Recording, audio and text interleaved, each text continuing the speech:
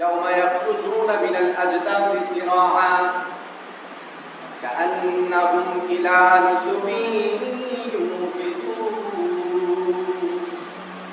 যখন ইসরাফিল আলাইহিস সালাতু ওয়াস সালাম দ্বিতীয়বার সিংহার মধ্যে ফুৎকার দিবেন, আর যখন কবর থেকে উঠানো হবে এই সমস্ত রোগীদেরকে, তখন তারা বলবে মনে হয় আমাদেরকে সুযোগ দেওয়া হয়েছে, মনে হয় আমাদেরকে একটু সুযোগ দেওয়া হয়েছে,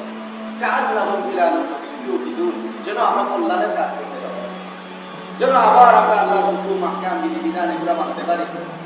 তখন তারা দৌড়াবে সিরাআ, তখন তারা দ্রুত দৌড়াবে।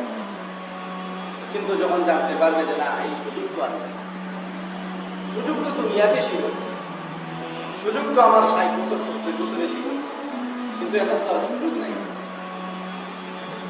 তখন সে জানতে পারবে এটা তো কিয়ামতের ময়দান, এটা তো আমার বিচার শুরু হবে। যখন তাকে জিজ্ঞাসাবাদ করা হবে তখন সে উত্তর দিতে পারবে, কোন উত্তর দিতে পারবে। আল্লাহ যখন একটার পর আর একটা জিজ্ঞাসা করবেন, আল্লাহ যখন তার জীবনের হিসাব চাইবেন, আমলের হিসাব চাইবেন, যৌবনকালের হিসাব চাইবেন, সম্পদের হিসাব চাইবেন, হালাল পথে খাইছে না হারাম পথে খাইছে এগুলোর জন্য হিসাব চাইবেন, তখন সে উত্তর দিতে পারবে।